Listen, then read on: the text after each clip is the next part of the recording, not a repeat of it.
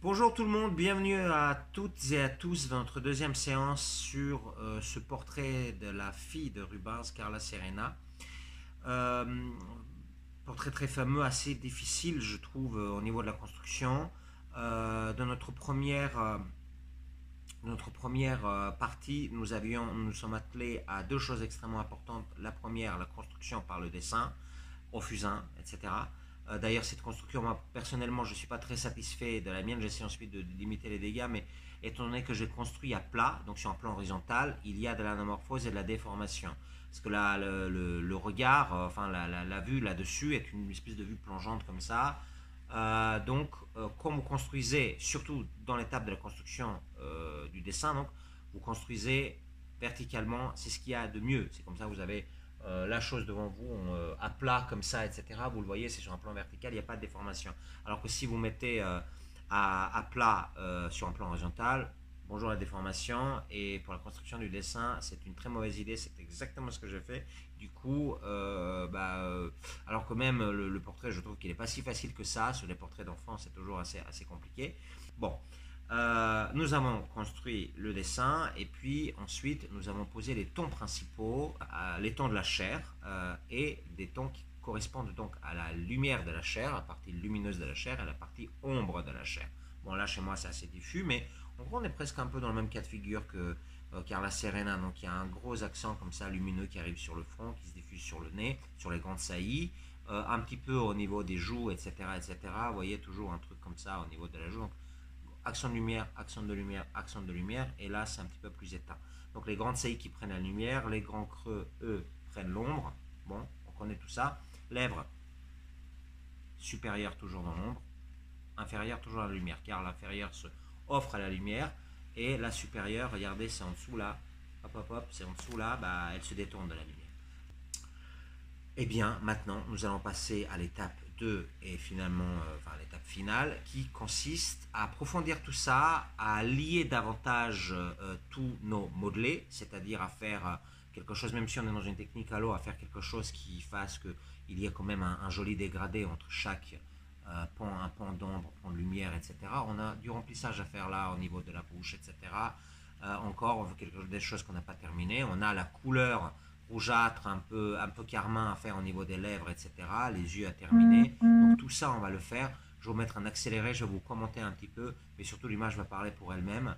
À surtout consulter ça en tant que numéro 2 sur quelque chose qui existe déjà en numéro 1. Et donc, dans le numéro 1, j'explique quand même un tas de choses.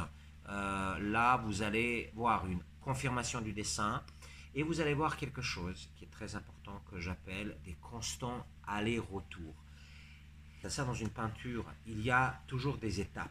Dans n'importe quel travail, vous construisez une maison, vous faites cuire du pain, vous faites un café, etc. Il y a toujours des étapes. C'est pas un truc qui est magiquement comme ça, comme dans Harry Potter. Il y a des étapes. Alors, les étapes, elles existent. Par exemple, dessin, puis ensuite couleur, lumière, couleur, ombre, ou l'inverse. Vous pouvez commencer par l'un ou par l'autre. Ça dépend si vous êtes Caravage ou Raphaël, par exemple. Euh, et puis, ensuite, suite à cette étape-là, il y a confirmation du dessin, précision comme ça, et puis on force un petit peu, on est dans un dessin plus incisif dans une deuxième étape. Puis ensuite, ouais, on force un peu le dessin, on confirme les choses, et puis on corrige éventuellement un petit peu, et puis on détaille, hein, on rajoute du détail, c'est-à-dire des petites choses. Maintenant que nous avons les grandes lignes du visage, les arcades, le nez, la forme du visage, etc., bah, il y a des cernes à ajouter, des narines à faire, des petites commissures à droite à gauche. Bon, toutes ces petites choses comme ça qu'on ne fait pas dans un tout premier temps parce que c'est tout petit. Parce qu'il faut commencer par les grandes lignes, il faut toujours commencer par le plus gros d'abord. Toujours le plus gros, le plus important d'abord. Euh, mais une fois qu'on a fait tout ça, dans cette étape-là, donc on continue par du plus petit. Et le plus petit, on va aussi du plus petit on va aussi du plus gros plus petit au plus petit plus petit. Vous m'avez compris? Vous m'avez compris. Vous allez voir à un moment dans cette démo, je vais faire une grosse correction. L'œil, là, l'œil qui est à sa droite, enfin qui est à notre droite et qui est donc son œil gauche, il était complètement pas bien du tout, il était très très poussé comme ça. La seule et unique possibilité pour moi c'était de refaire de la couleur chair à cet endroit-là, qui n'était pas si facile que ça à trouver, et puis ensuite de carrément refaire tout l'œil. Ça, c'est le genre de choses qu'il ne faut pas faire. Donc, euh, je, je dirais que mon expérience, vraiment assez grosse expérience en peinture, me permet de faire une correction comme ça. Sinon, c'est un truc qui est ultra difficile, qui peut vous coûter très cher d'essayer de faire un truc comme ça. Je vous remercie de m'avoir écouté. On passe à la démo, on accéléré, quasi sans commentaire, et on voit ce que vous en faites.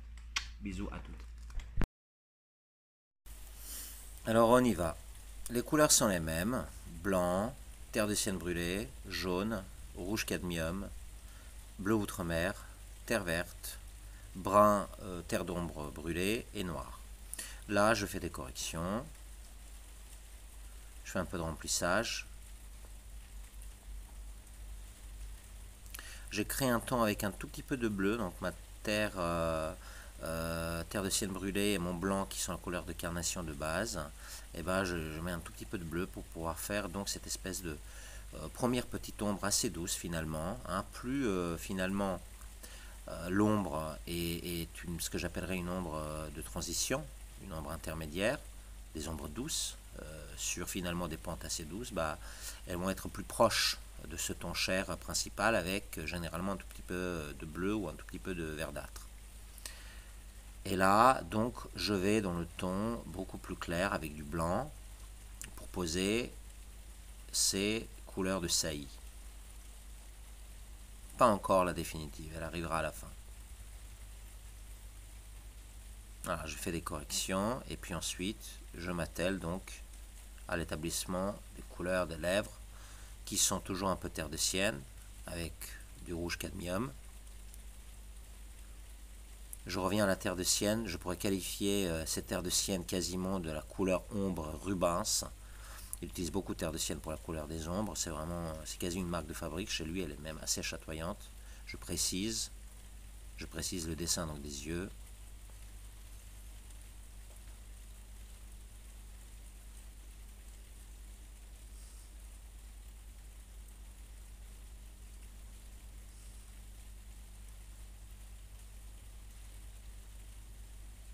Je reviens dans l'ombre. Et là voilà, je fais ma correction de l'œil, je recouvre ce que j'avais fait pour refaire mon dessin sur du frais. C'est assez casse-gueule comme exercice. Ce qu'il faut dans ce cas-là, c'est totalement assumer son dessin. C'est au niveau de la construction qu'il faut vraiment s'assurer que son dessin est bien construit, que les yeux sont bien alignés, qu'ils sont à bonne distance, etc. Ce qui n'était pas le cas chez moi. Et donc j'avais envie de refaire ça. Bon, à éviter, donc je disais. J'ai pris un ton de noir et avec un tout petit peu de bleuté pour les yeux.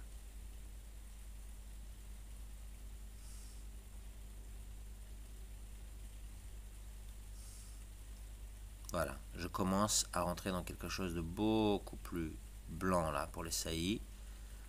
J'en mets partout là, donc dans les joues, les pommettes, le nez.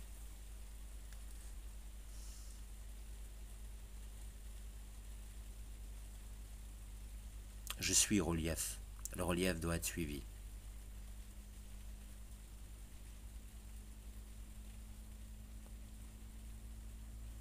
Et là, je fais quelque chose que j'appelle le GE, le gros empattement.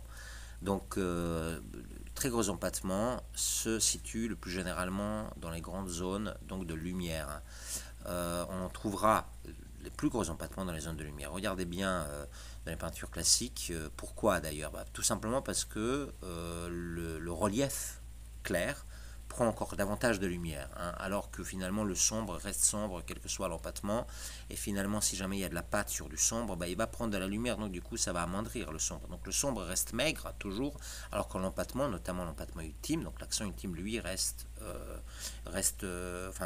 mais lui doit être beaucoup plus empâté.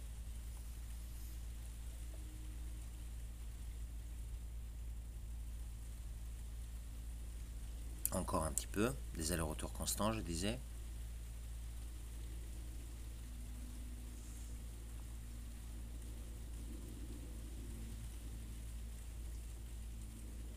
Et ça va être terminé.